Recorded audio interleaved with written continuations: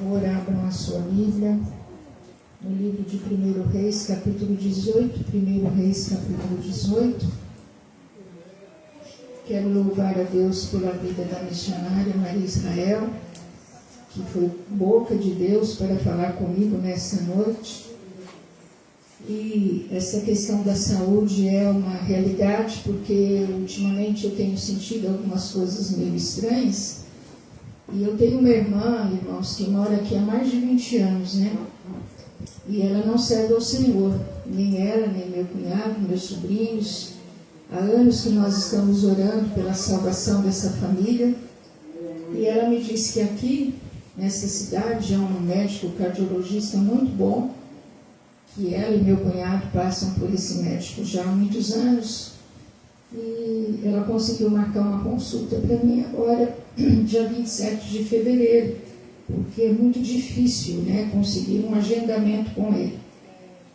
Então, isso que a missionária falou, usada pelo Senhor, realmente é uma confirmação que eu tenho mesmo que cuidar da minha saúde, porque assim, irmãos, a gente tem que ter sabedoria. Nós sabemos que o nosso Deus é um Deus que cura, mas aquilo que está ao nosso alcance nós temos que fazer.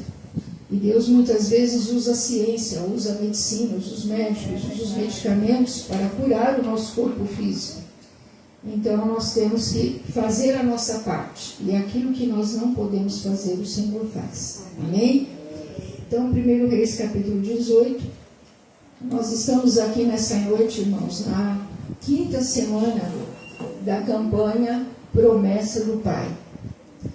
E nós sabemos que o versículo, o texto de referência para essa campanha está em Lucas, o Evangelho de Jesus Cristo, segundo escreveu Lucas, no capítulo 24, 49, que diz: E eis que sobre vós envio a promessa de meu Pai.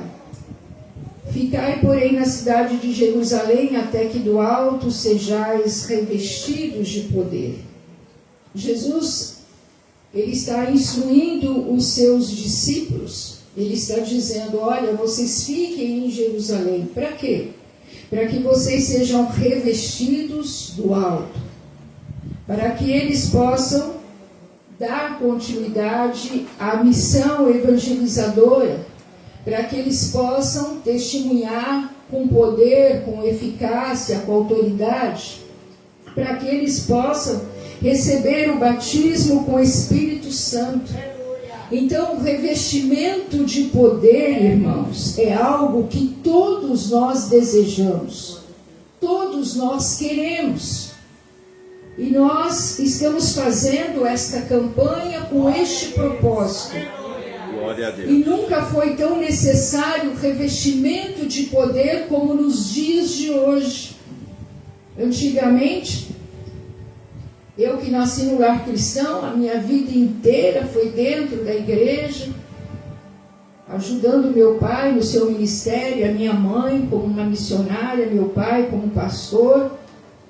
Então nós víamos que este revestimento de poder, irmãos, ele vinha, o Senhor era derramado, o Senhor, o seu poder era manifestado em todos os cultos.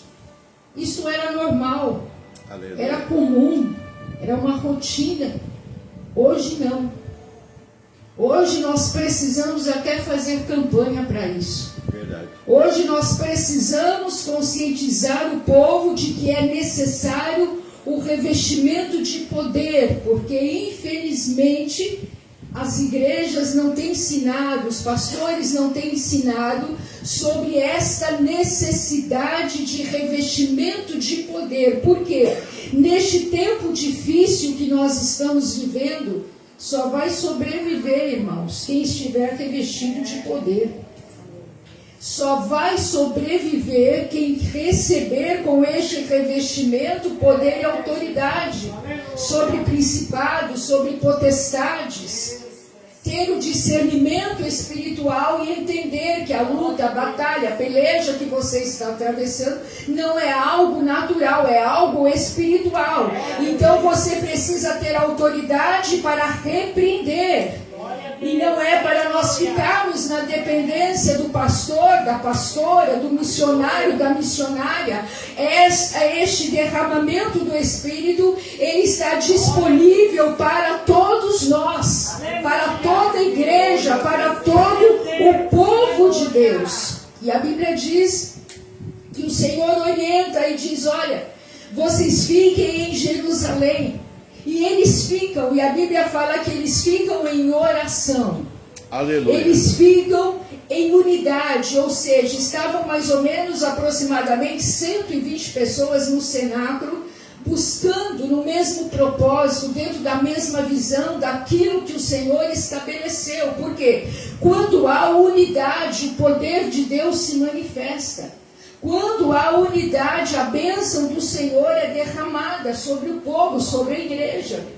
E ali estava aquele povo. Então eu creio que durante o tempo que eles ficaram aguardando aquele revestimento de poder, eles estavam orando. Era o Senhor tratando com eles, tratando com seus corações, tratando com a alma de cada um. Por quê? Porque a oração faz isso. A oração, ela produz em nós um arrependimento dos nossos pecados, arrependimento pelas falhas que cometemos, por aquilo que pensamos, a maneira como agimos, como falamos muitas vezes, as atitudes erradas que nós tomamos. Então, a oração faz isso. A oração vai gerar em nós um arrependimento.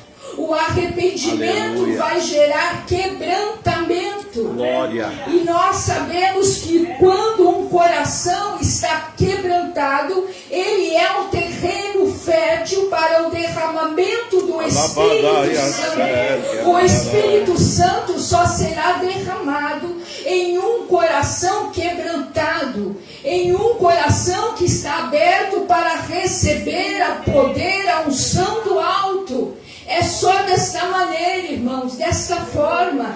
Não existe outro jeito. É por isso que nós falamos da importância da oração. E a oração com o coração quebrantado vai gerar também uma intimidade com Deus. Vai gerar uma comunhão maior com Deus. Então, nós às vezes nos impressionamos com pessoas que dizem: eu estou ouvindo Deus falar, Deus falou comigo, Deus me mostrou isso, Deus me mostrou aquilo.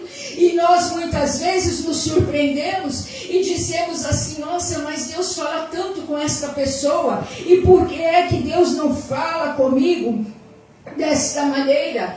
É porque está faltando esta busca, irmãos. Está faltando esta busca. Está faltando esta intimidade com o Senhor que nós temos, que nós recebemos através da oração. Sem oração não tem como, irmãos. Tudo é feito pelo poder da oração. Glória a Deus. Então, a oração, ela faz isso, ela faz com que nós nos aproximemos de Deus e ouvimos Deus falar. E todo profeta que é profeta de Deus, que é um profeta genuíno, irmãos, todo profeta, ele tem que ser um homem e uma mulher de oração. Porque o profeta ouve aquilo que ninguém ouve. O profeta vê aquilo que ninguém vê.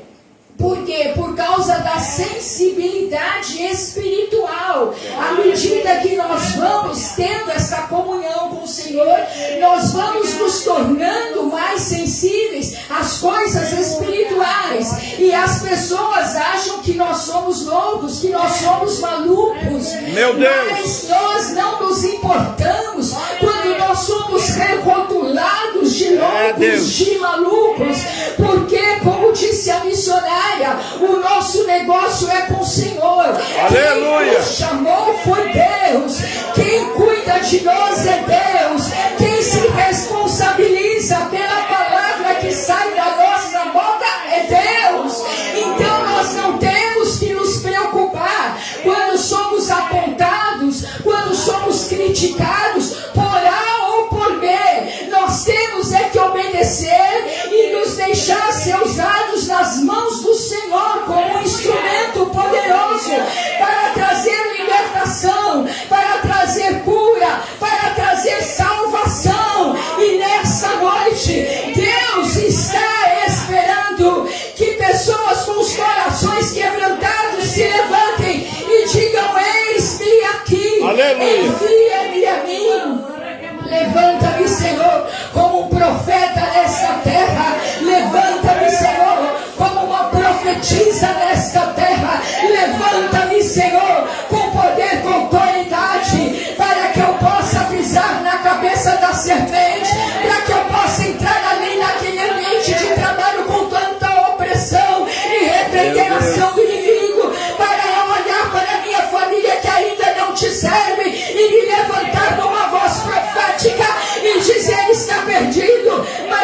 Senhor vai encontrar. Está morto, mas o Senhor vai ressuscitar. Está doente, mas o Senhor vai curar. Está oprimido, preso por Satanás, mas o Senhor vai libertar. Oh, glória enquanto a palavra do Senhor está sendo revelada nesta noite, Deus está trazendo cura. O Senhor está trazendo libertação nesta noite. Receba, irmãos. Receba essa porção. Receba esta graça. Receba esta unção. Saia daqui com o seu vaso cheio nesta noite. Saia daqui hoje transbordando pela presença do Espírito Santo, avivado, fortalecido, porque se você quer, a partir dessa noite, você nunca mais será o mesmo. Aleluia.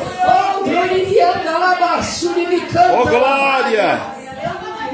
E quando, irmãos, eu pensava nesta palavra, o que gera em nós esse derramamento do Espírito Santo, o Senhor me levou para este texto em 1 Reis, capítulo 18, e ele me falava a respeito do profeta Elias, um dos profetas mais respeitados das Sagradas Escrituras. Eu, particularmente, este é o profeta que eu mais admiro na Bíblia. E o profeta Elias, então, um homem usado tremendamente por Deus. Nós conhecemos a história dele, que começa no capítulo 17. E o Senhor o levanta num tempo em de muita apostasia, um tempo em que as pessoas voltaram as costas para o Senhor. Israel estava completamente desorientado. Israel estava servindo a deuses falsos, deuses estranhos. Israel tinha sido contaminado pelo rei Acabe, pela sua esposa Jezabel, que estava levando o povo a adorar Baal, a adorar Azera. Eles estavam ali e aquele povo estava completamente perdido. Havia voltado as costas para o único e verdadeiro Deus. E Elias, quando vê aquela situação, Elias fica tão irado, Elias fica tão revoltado com aquela situação. Não é possível que diante de tantos milagres que este povo já viu Deus fazer, ainda tenha coragem de adorar a falsos deuses, de se curvar, de se prostituir, de se dobrar diante de deuses pagãos. E ele então vai liberar uma palavra dizendo que durante 3 anos e meio não choveria sobre a terra. Não foi Deus quem falou, foi o profeta que falou. Mas que é profeta, que tem intimidade com Deus. Até o que Deus não falou, quando ele fala, Deus assina embaixo. Quem foi que falou? Quem foi que profetizou? Foi Elias. Então eu vou assinar embaixo. Está determinado, durante 3 anos e meio não vai chover sobre a terra. Oh, glorificanta, sabemos, irmãos, que quando isso acontece, o próprio Deus manda a Elias se esconder ali no ribeiro de Querite. Ele manda então que os corvos vão agora alimentá-lo, e ele vai ficar ali até que aquele ribeiro seque. E depois o Senhor vai fazer com que ele chegue diante da viúva, a viúva de Sarepta. Vocês conhecem a história. E assim nós vamos caminhando pelas Sagradas Escrituras, e algumas coisas acontecem. Deus usa o profeta na vida desta mulher, até que chegamos diante do capítulo 18 aqui. E nós vamos ler agora, irmãos, o versículo 18, o versículo 21 do capítulo 18, que diz assim: Então Elias se chegou a todo o povo e disse: Até quando cocheareis entre 2 pensamentos? Se o Senhor é Deus, segui-o, e se é Baal, segui-o. Porém o povo não lhe respondeu. Por quê? Porque o Senhor fala com Elias. Elias, ele estava cheio do Espírito Santo. Elias, ele estava cobrando do povo um posicionamento. E então ele vai falar, irmãos, ele vai falar e vai perguntar ali para o povo: vocês precisam tomar uma decisão. Vocês precisam decidir a quem é que vocês vão servir. Porque não havia chuva naquela época, como já dissemos. Sem chuva não havia plantio, não havia colheita, não havia produção, a economia estava comprometida, a pecuária estava comprometida, a economia estava comprometida.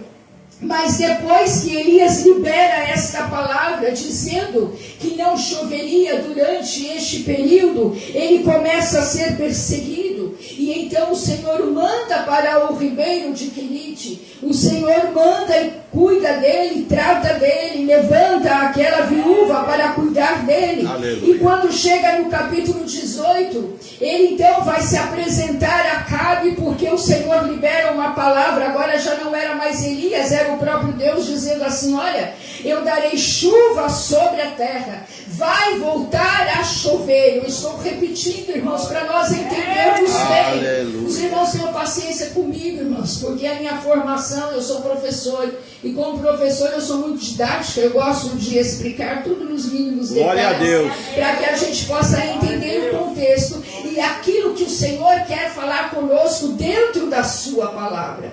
Elias, então, ele vai confrontar Acabe, porque quando o Senhor fala para ele se apresentar diante de Acabe, ele vai e chega diante dele. Aí acontecem algumas coisas no meio do caminho que depois você lê, ou se você já conhece, amém? Se não conhece, você lê esse texto. E ele então, Elias, ele vai confrontar Acabe, porque quando Acabe o vê, diz assim: és tu o perturbador de Israel? Foi você que profetizou para acontecer tudo isso? Olha aí o que está acontecendo. E aí ele vai confrontar. Elias diz assim para ele: eu não sou o perturbador de Israel, mas tu e a tua casa é que deixaste os mandamentos do Senhor. E vocês estão servindo a Balaíns, estão levando o povo a errar, estão levando o povo a adorar outros deuses, senão o Senhor, o Deus, o único verdadeiro Deus de Israel. E é aqui, irmãos, neste ponto, que o Senhor quer chegar conosco nesta noite. Porque Elias então vai fazer um desafio, e é quando ele pergunta: vocês precisam tomar uma decisão, até quando? Até quando vocês vão ficar na dúvida? Vocês precisam tomar uma decisão a quem vocês vão servir de fato. E este é o tempo em que o Senhor está nos confrontando, em que o Senhor está falando comigo e com você, porque nós precisamos tomar uma decisão a quem de fato nós estamos servindo. Nós estamos servindo o único e verdadeiro Deus, vivendo uma vida de renúncia, pagando o preço que tiver que pagar para servir este Deus, ou então nós estamos servindo a este Deus, mas ao mesmo tempo estamos servindo a deuses estranhos, estamos fazendo consultas com deuses estranhos, estamos ouvindo pessoas que não temem a Deus, não temos palavra, falamos e não cumprimos, saímos daqui, entramos nos sites de pornografia, ninguém está me vendo, o pastor não me vê, a minha esposa não me vê, mas o Senhor vê todas as coisas. Deus está vendo os trambiques que fazemos, as mentiras que contamos, os rolos que fazemos, para que as pessoas, para que as coisas possam nos favorecer. Enganamos, mentimos, erramos. Então você não pode dizer que você está servindo ao verdadeiro Deus e depois nós queremos cobrar de Deus. Deus, o Senhor precisa fazer isso, o Senhor precisa salvar a minha casa, libertar a minha casa, mas enquanto nós não decidirmos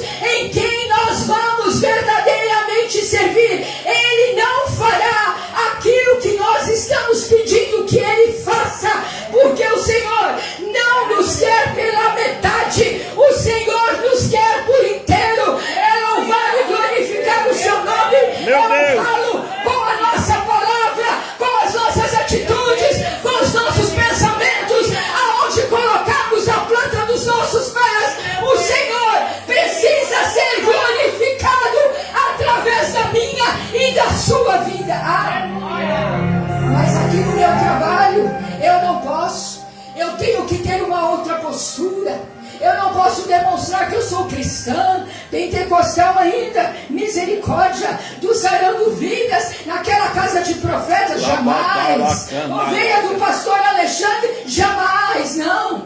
Aqui a coisa é diferente, a fala é diferente, pois é. Lá você se porta como você quer, ninguém sabe, ninguém vê, mas saiba que Deus está te vendo. Irmãos, eu gosto muito de fazer esboço, e eu entrego o meu esboço para você ver que nada do que eu estou dizendo agora está no esboço. O Espírito Santo está entregando o rolo agora, está descendo agora e dizendo: coloca a tua vida em ordem, coloca a tua casa em ordem, coloca a tua vida em ordem, decida servir verdadeiramente o único e verdadeiro Deus, o Deus de Israel, o Deus a quem nós servimos. Se você quiser ter vitória, se você quiser ter o seu nome escrito no livro da vida, e se você quiser entrar nas mansões celestiais, porque não pense, irmãos, que pela graça do Senhor, pela sua infinita misericórdia, Ele vai nos levar de qualquer maneira, tudo destrambelhado, pecando, roubando, mentindo, enganando. Não, o nosso Deus é santo. É por isso que nesta noite Ele nos reúne neste tabernáculo, nesta casa de oração, para dizer: olha, eu estou dando um tempo para que você se corrija, para que você entre no prumo, para que você não enteça e não saia do propósito, porque se sair do propósito vai pagar preço. Eu te escolhi para uma grande obra, eu te escolhi para uma grande obra nesta terra. Tu sabes que falo contigo nesta noite, e se tu saíres do propósito, o preço a ser pago será muito grande. Assim diz o Senhor nesta noite. Meu Deus! Me ajuda, Espírito Santo. Me ajuda, Espírito Santo.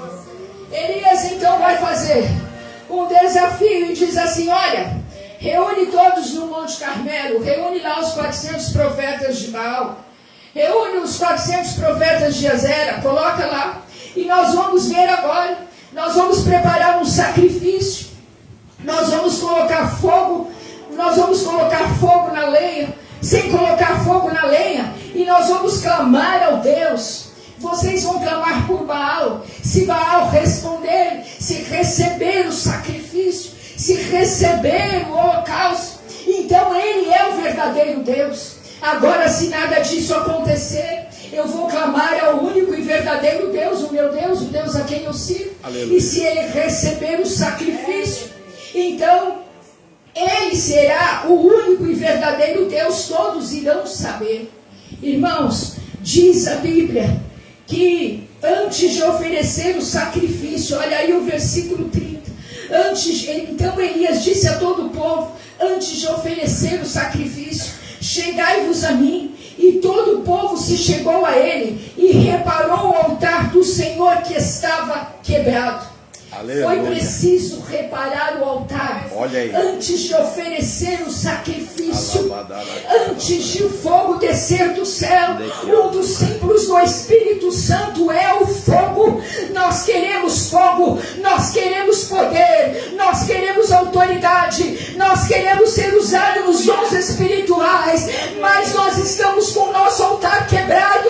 E nessa noite Deus nos faz um convite, Deus fala conosco e diz: é melhor você consertar o seu altar que está quebrado. E nós sabemos em que área o nosso altar está quebrado, porque muitas vezes, irmãos, a gente vem para a casa do Senhor e nós olhamos alguém louvando, vemos alguém pregando, alguém ministrando a palavra, e nós dizemos: que bênção, que bênção. Mas só lá na intimidade, só o esposo sabe quem é aquela mulher. Só a esposa sabe quem é aquele homem de fato. Deus. Às vezes está aqui no altar, posando de santarrão, exortando o povo e falando, mas lá em casa é um verdadeiro demônio. Lá em casa não dá testemunho de um verdadeiro cristão. O altar está quebrado e precisa de conserto. Agora, na nova aliança, o altar é o nosso coração. E Deus quer tratar com o nosso coração nesta noite.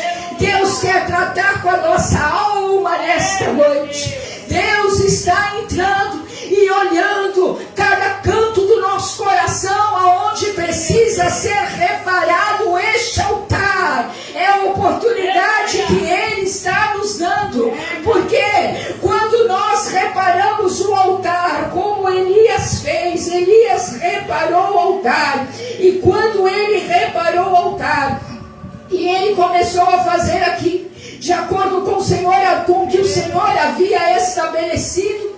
E aqui já é um tema para uma outra pregação, para uma outra ministração. Mas o versículo 38 diz assim, então, no versículo 37, quando ele preparou tudo, ele disse: responde-me, Senhor, responde-me para que este povo conheça que tu, Senhor, és Deus e que tu fizeste tornar o seu coração para trás. Então caiu fogo do Senhor e consumiu o holocausto e a lenha e as pedras e o pó, e ainda lambeu a água que estava no rego. O que, vendo todo o povo, caiu sobre os seus rostos e disse: só o Senhor é Deus, só o Senhor é Deus. Todo Israel se prostrou diante do Senhor, porque o fogo desceu.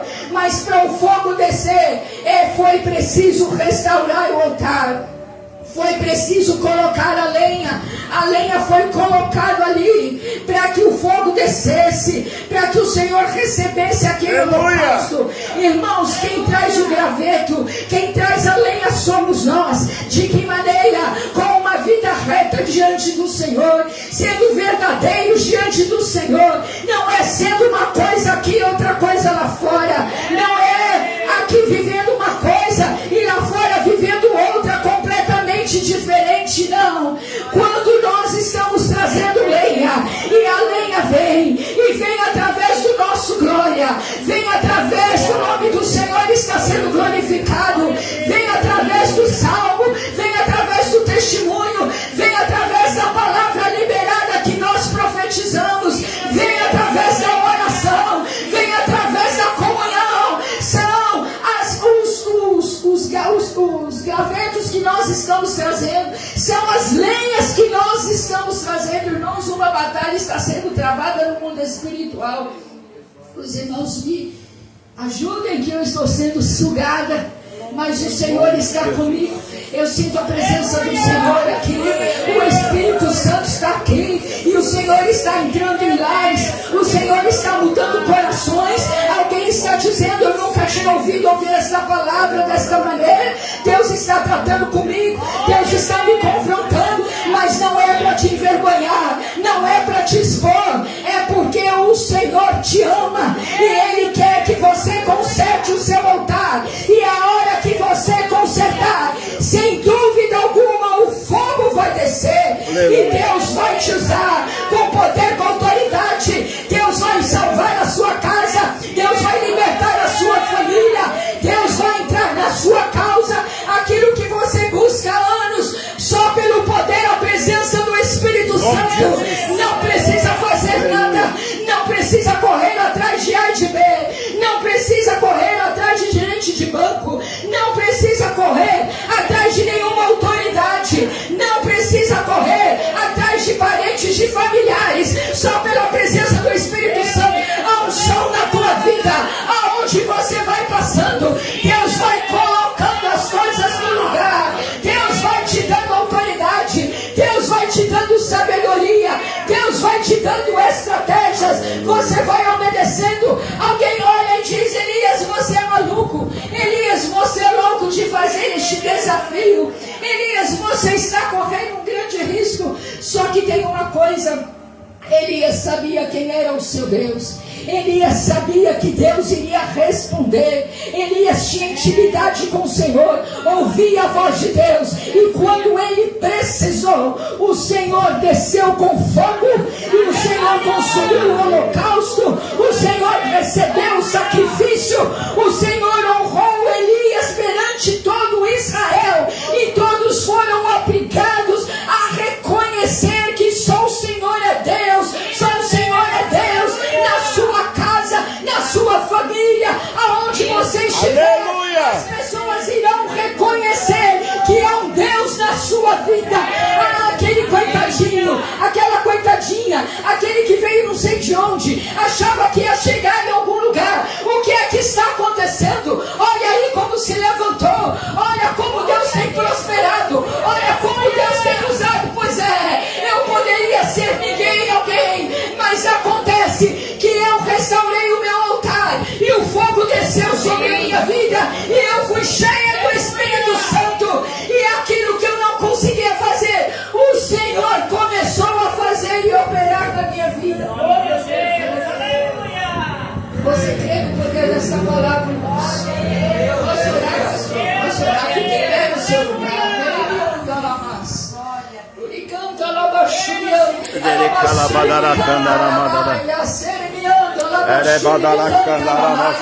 Você que é batizado com o Espírito Santo, começa a falar em mistérios agora.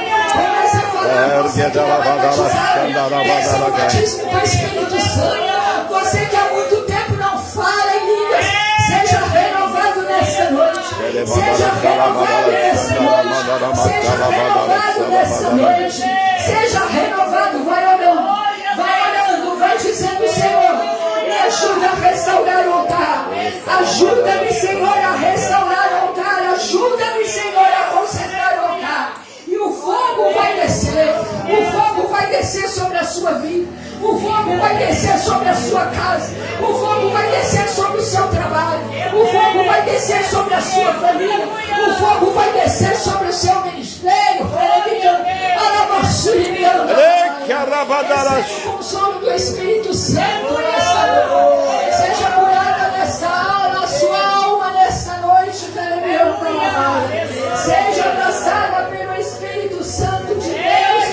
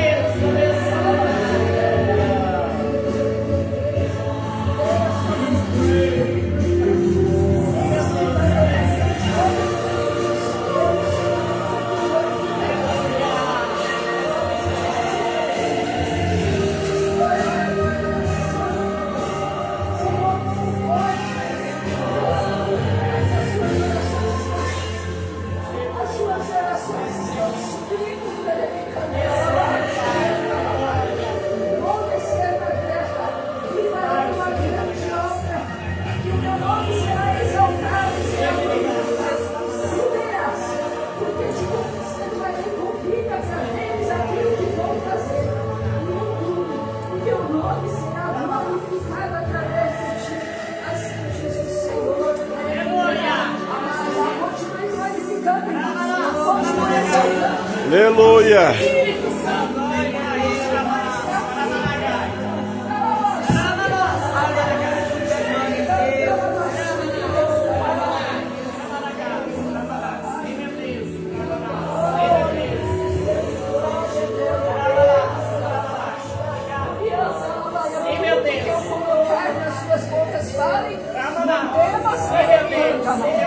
Tenho te levado, filha, diante de grandes nesta terra, e te levarei ainda mais, vou te levantar, ainda mais com poder e com autoridade. Te colocarei diante de autoridades, porque nesta noite estou eu colocando fogo nos teus pés, estou eu colocando fogo nos teus pés, porque a tua caminhada é grande nesta terra. Tenho eu te dado força, tenho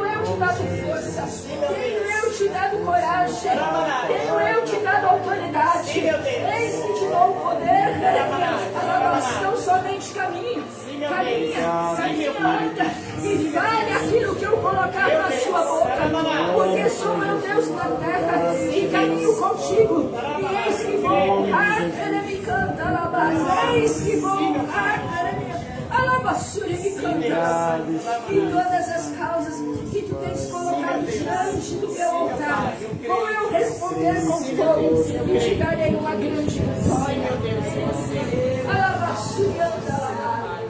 Em nome de Jesus, em nome de Jesus.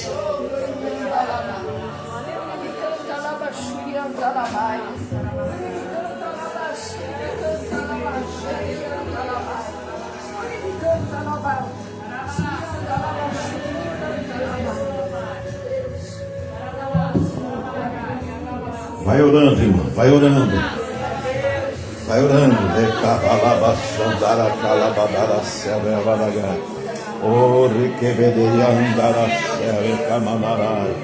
Pai, em nome do Senhor Jesus, continua derramando o teu poder, Senhor, a tua graça. Que é doido, Em nome de Jesus. Em nome do Senhor Jesus.